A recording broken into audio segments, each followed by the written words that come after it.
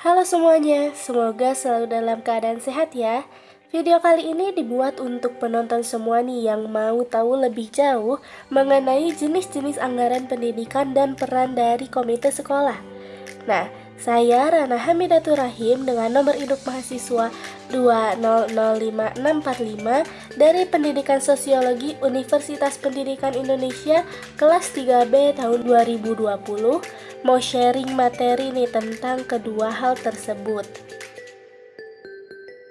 Oke, langsung aja masuk ke yang pertama, yaitu jenis-jenis anggaran pendidikan yang terbagi ke dalam 4 jenis. Yang pertama ada anggaran program, yang kedua ada anggaran berdasarkan kinerja, yang ketiga ada anggaran PPBS atau SP4, dan yang terakhir ada anggaran berbasis nol. Yang pertama adalah anggaran program atau program budget system. Bentuk anggaran ini dirancang untuk mengidentifikasi biaya setiap program. Anggaran program dihitung berdasarkan jenis programnya. Sebagai contoh, kalau dalam anggaran butir per butir disebutkan gaji guru, yaitu dalam item 1, sedangkan dalam anggaran program disebut gaji untuk perencanaan pengajaran IPA sebagai salah satu komponennya. Dan komponen yang lain yang termasuk program percobaan mencakup alat-alat IPA, bahan-bahan kimia, IPA dan sebagaimana menjadi satu paket, namanya gaji guru program IPA. Yang kedua ada anggaran berdasarkan kinerja atau performance based budget.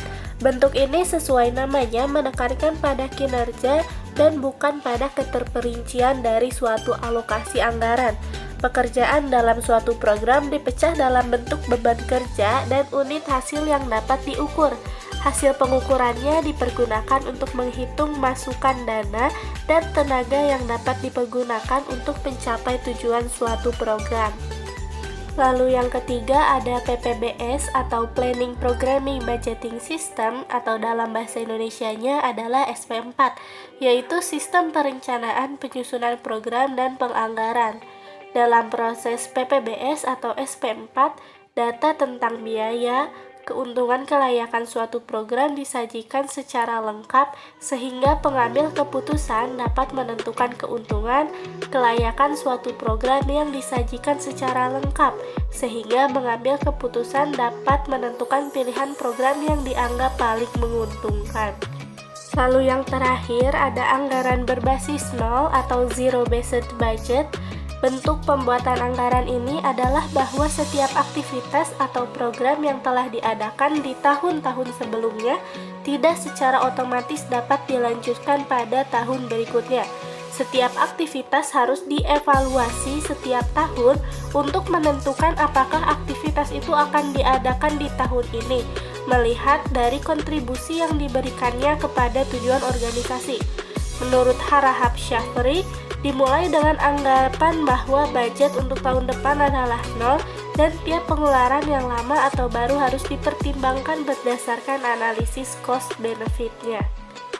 Materi yang selanjutnya ada peran komite sekolah dalam keuangan sekolah. Peran komite sekolah tidak hanya sebagai mediator, kontrol, evaluator, dan yang menjembatani antara masyarakat dengan sekolah, namun lebih berkembang dengan lahirnya Peraturan Menteri Pendidikan dan Kebudayaan Nomor 75 Tahun 2016 tentang komite sekolah yang tugas, peran, dan tanggung jawab dari komite sekolah.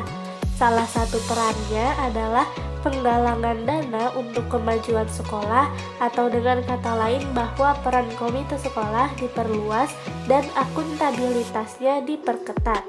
Di sisi lain, salah satu sistem yang ikut mengendalikan adalah dengan adanya Peraturan Presiden Nomor 87 Tahun 2016 tentang Satuan Tugas Sapu Bersih Pungutan Liar atau Saber Pungli yang bisa menjangkau sekolah agar tidak terjadi pungutan-pungutan yang tidak bertanggung jawab.